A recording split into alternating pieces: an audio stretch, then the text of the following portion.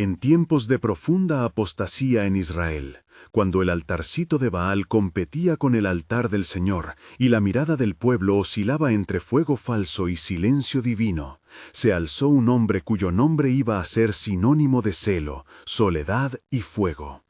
Su llegada no fue pactada por la corte, ni celebrada por los sabios. Fue una palabra tajante en la puerta del reino, una voz que vino como desafío al encubrimiento del pecado y como anuncio de la soberanía de Dios sobre la tierra seca y los corazones resecos.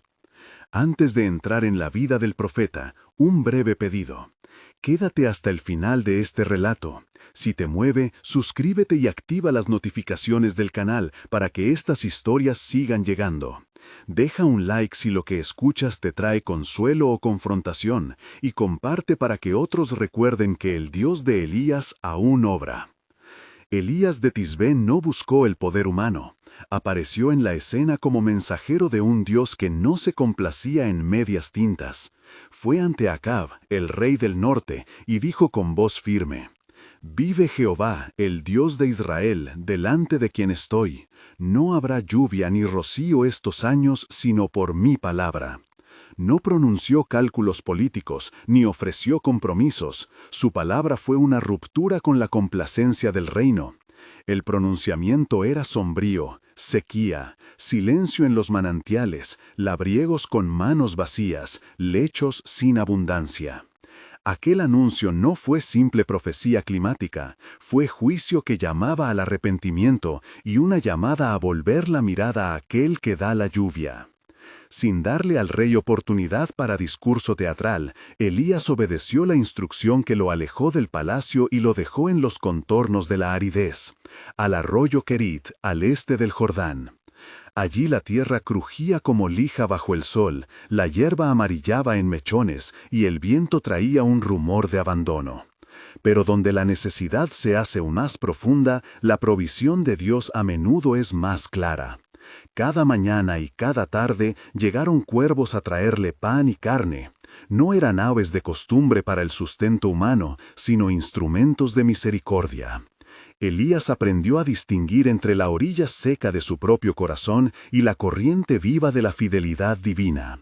Sentía el cuero de su sandalia cuarteado por la marcha, el polvo que se pegaba en la túnica, la garganta que se acostumbraba a beber poco, y sin embargo, la mano de Dios lo sostenía en lo práctico y en lo invisible.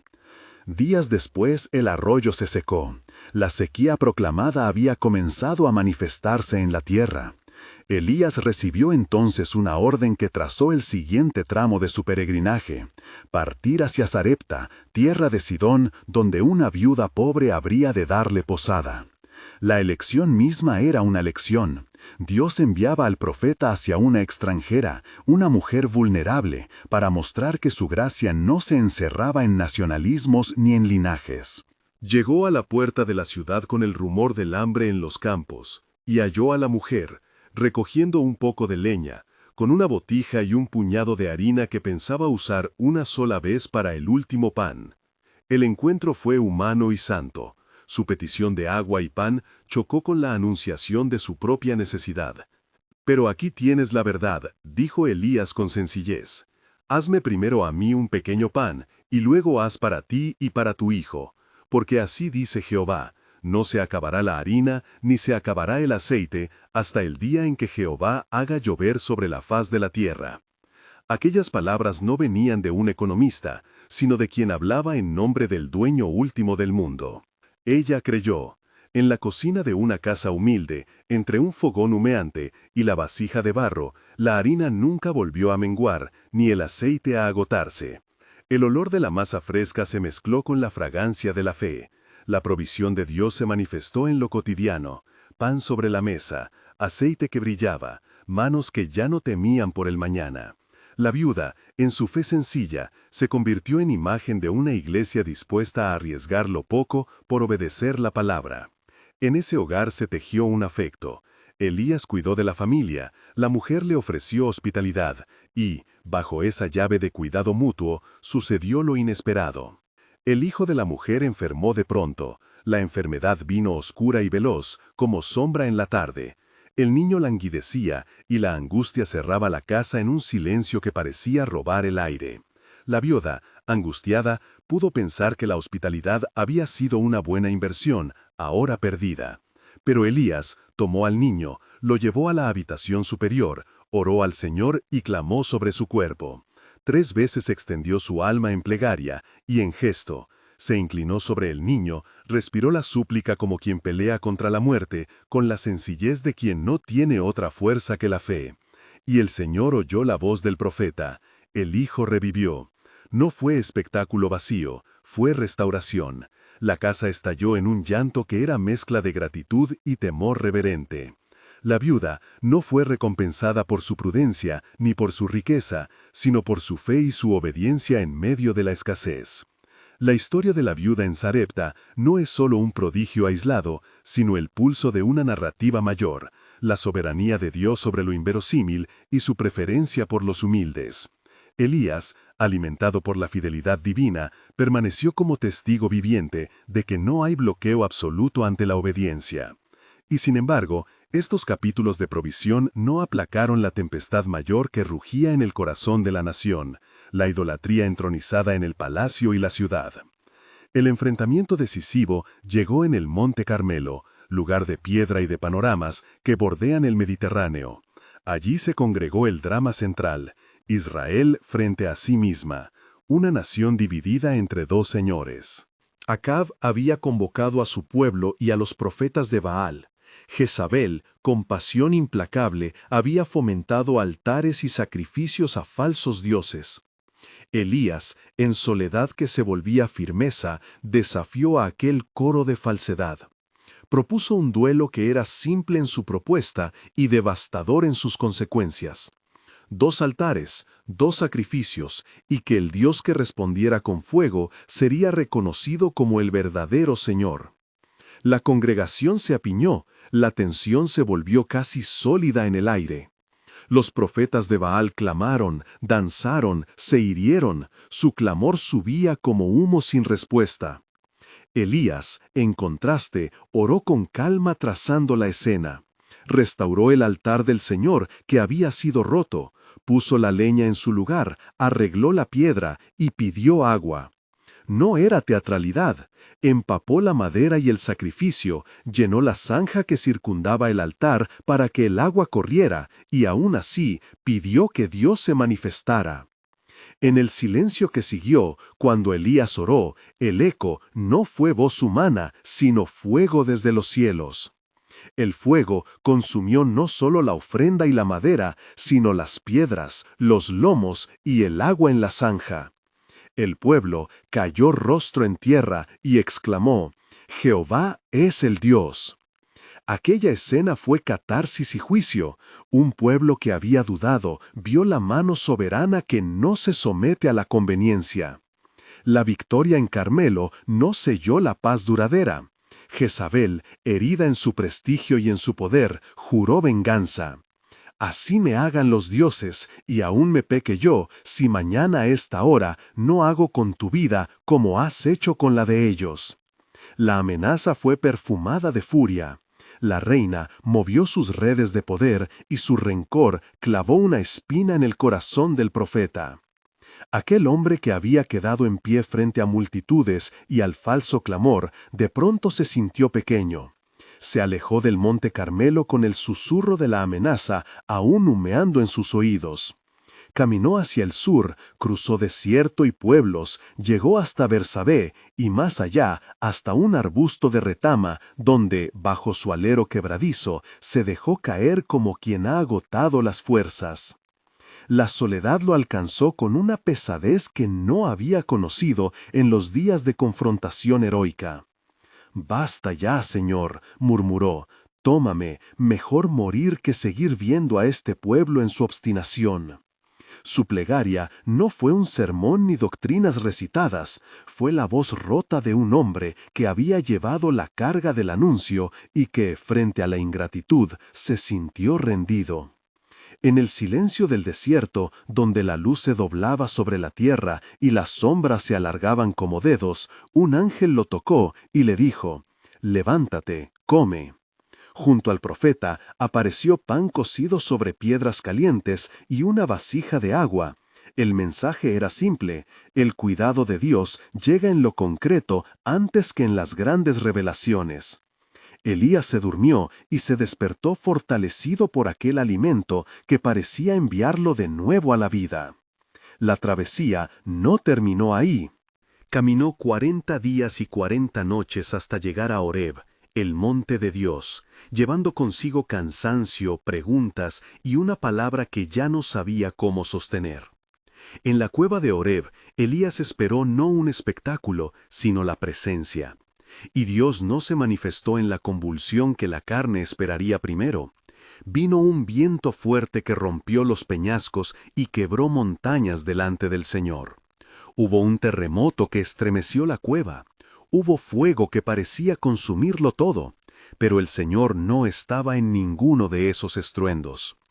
Después del fuego vino un susurro apacible, una voz tenue como brisa que penetra sin anuncio.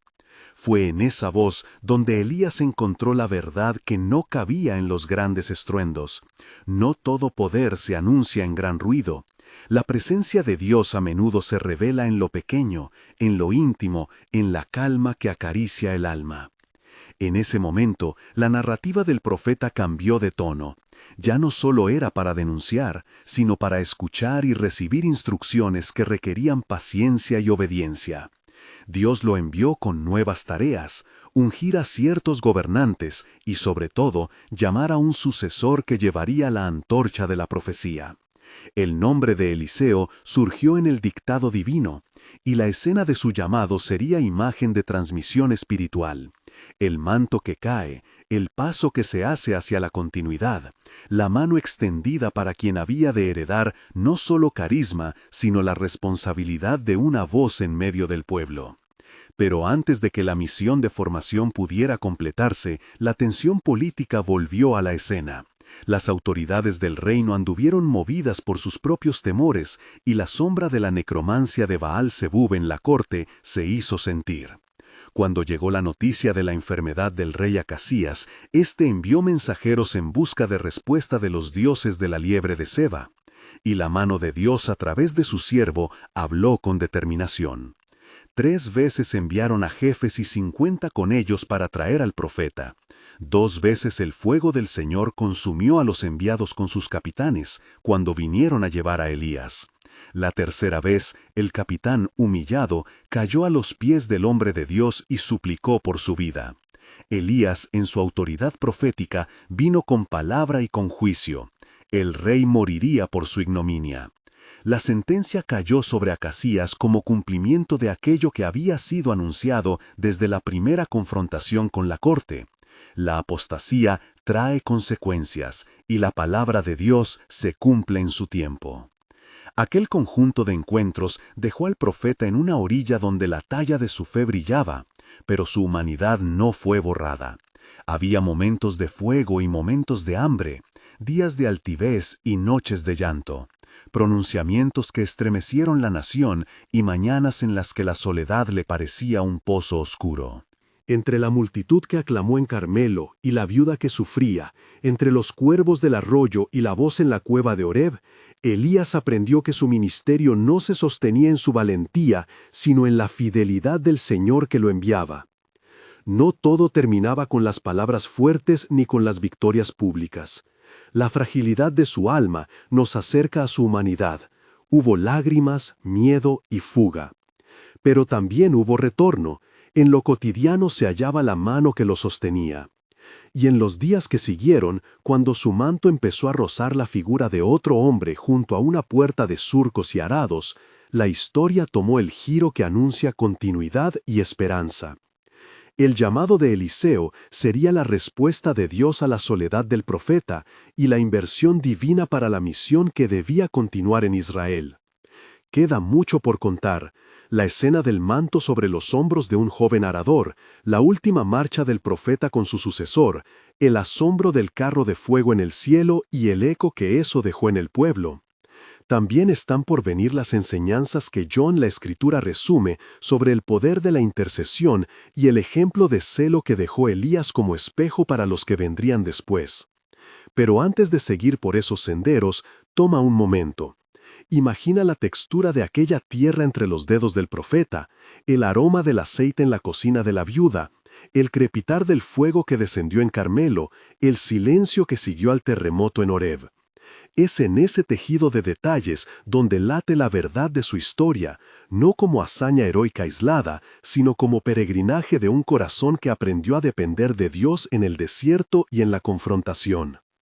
Sucedió pues que, cuando el hombre de Dios caminaba por demulizas del campo, vio a un hombre arando con 12 juntas de bueyes diante de él, y él, Eliseo, era el que labraba. Elías pasó diante de él y lanzó sobre Eliseo su manto.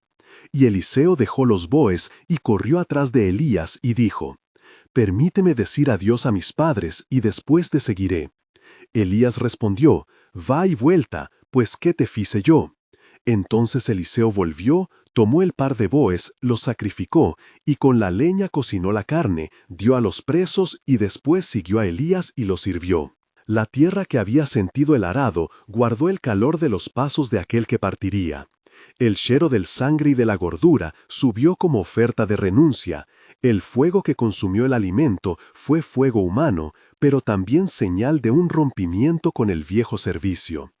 Al pôr del sol, Eliseo estaba al lado del profeta que, en muchos sentidos, ya no estaba solo.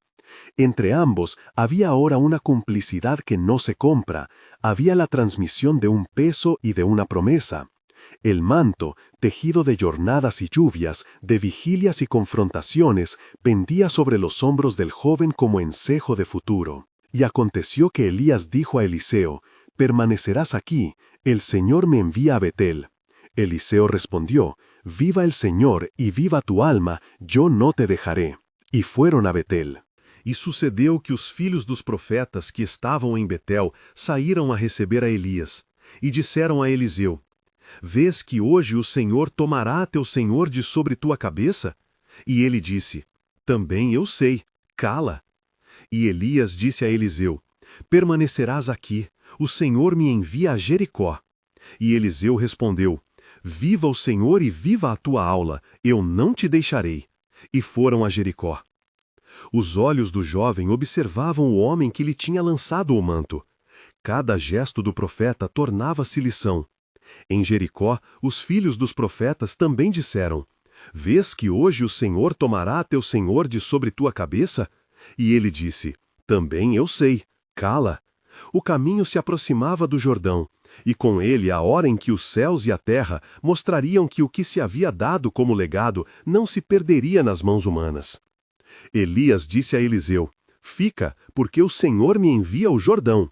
Eliseu respondeu: «Viva o Senhor e viva a tua alma, eu não te deixarei». E foram a Jericó. Os olhos do jovem observavam o homem que lhe tinha lançado o manto. Cada gesto do profeta tornava-se lição. Em Jericó, os filhos dos profetas também disseram: «Vês que hoje o Senhor tomará teu senhor de sobre tua cabeça?» E ele disse: «Também eu sei, cala». O caminho se aproximava do Jordão, e com ele a hora em que os céus e a terra mostrariam que o que se havia dado como legado não se perderia nas mãos humanas. Elias disse a Eliseu: «Fica, porque o Senhor me envia ao Jordão». Eliseu respondeu: «Viva o Senhor e viva a tua alma, eu não te deixarei». E seguiram ambos. E sucedeu que, indo eles e falando, Elias disse a Eliseu: «Pede o que queres que eu te faça antes que eu seja tomado de ti». Eliseu perguntou: «Peço que haja sobre mim porção dupla do teu espírito». Elias respondeu: «Difícil coisa pedes. Todavia, se visses quando eu for tomado de ti, assim te será, senão, não será». O sol tocava as águas do Jordão com um fio de ouro, e os pastos murmuravam. Chegaram ao lugar onde o rio se abria e o vento mexia a relva. Elias tomou o seu manto, enrolou-o e com ele golpeou as águas. E as águas se abriram por um lado e por outro. Passaram ambos em seco. Era obra que não fazia menção da força humana, mas do poder que seguia aqueles cuja vida fora consagrada.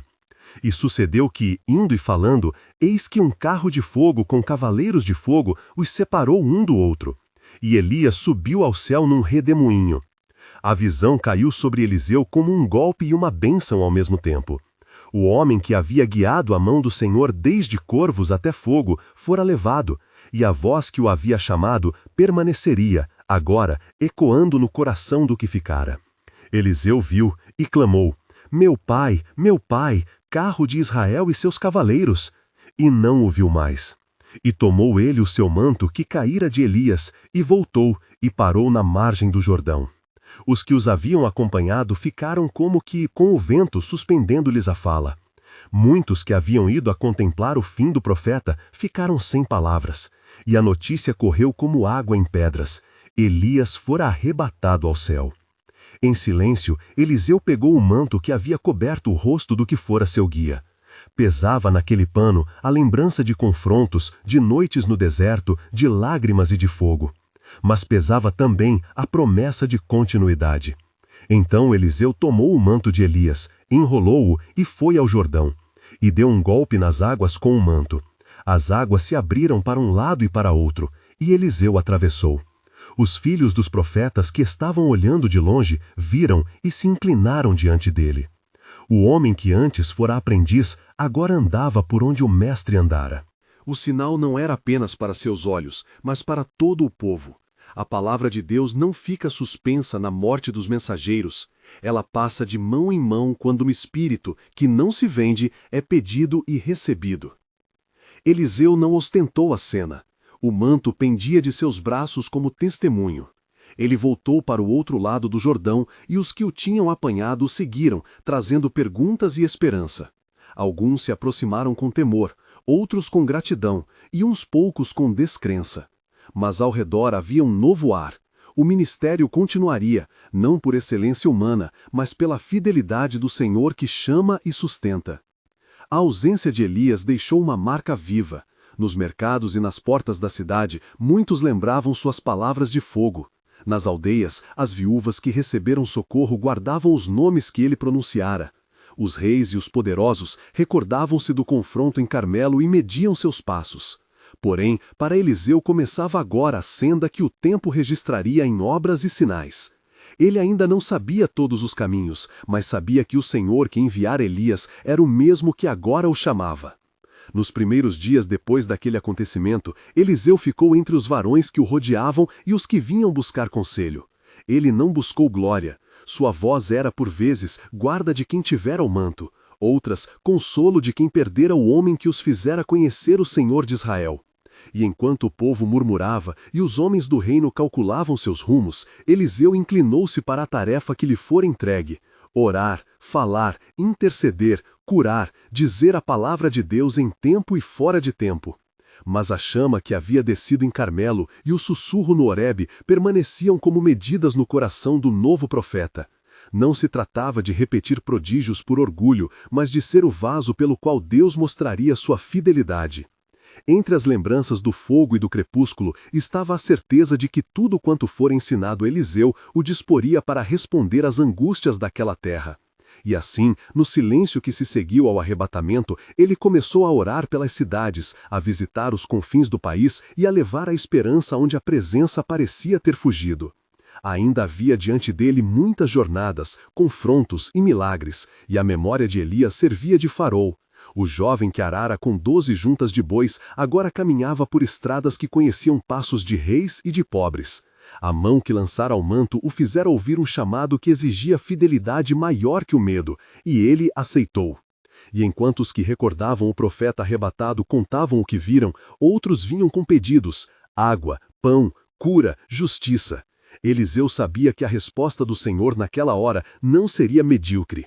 A narrativa que se seguia seria de provações e de socorros, de palavras que abriam poços secos, de bênçãos que revertiam desgraças, e de um ministério que se firmaria na oração e na autoridade dada pelo Espírito que repousara sobre Elias e sobre Eliseu. Mas tudo isto seria tecido nas estradas, nas portas das aldeias e junto de quem sofria. E por ora, a cena do manto nas águas e do carro de fogo ficou gravada como selo na memória do povo, lembrando a todos que o Senhor tem seus caminhos para levantar vozes, mesmo quando os homens esperam silêncio. E aconteceu que Eliseu foi a Jericó, e entrando em la cidade, os varões da mesma saíram a receber-lhe, e lhe disseram: Ei aqui, la terra é boa, como quando mi senhor era jovem, pero las águas são malas, e a terra dá seus frutos com dano. Eliseu disse: Traed-me uma vasilha nova, e poned sal. E trouxeram-la. Então saiu Eliseu ao manancial de águas, e echou a sal nela, e disse: Assim diz o Senhor: Eu he purificado estas águas, não haverá mais morte nem esterilidade nela. E as águas foram purificadas até o dia de hoje, conforme a palavra do varão de Deus. A notícia correu, e a fama de Eliseu cresceu como semilha em boa terra. Vieram a ele os necessitados, os afligidos, las viúvas, los enfermos, e ele permanecia firme, não buscando honra humana, senão a santidade do nome do Senhor. Muitos acharam em sua palavra consuelo, muitos viram que a promessa do Altíssimo se confirmava por meio do servo que havia heredado o espírito do profeta. Entre os que vieram, houve uma viúva de um dos filhos dos profetas, la qual clamou a Eliseu, dizendo: Meu marido há morto, e tu sabes que teu servo temia o Senhor.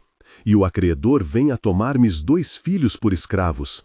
Eliseu lhe disse: Que queres que haga por ti? Dime que tens em casa. Ela respondeu: Nada, senão uma vasilha de azeite. Então Eliseu disse: Vê, pede prestadas vasilhas de todos teus vizinhos, vasilhas vazias, não poucas. Entra, cerra a porta atrás de ti e de teus filhos, e derrama o azeite em todas as vasilhas, e põe à parte conforme vaiam genando-se. La mulher se foi dele, e cerrou a porta atrás de si. Sus erros lhe acercavam as vasilhas, e ela derramava. Mas todavia havia incerteza em seu coração. Bastariam as vasilhas? E que diriam os vizinhos? E mentras ela trabalhava, a cidade ainda dormia baixo a espera do dia, pero a promessa do Senhor obrava em silêncio, preparando abundância onde antes houve medo.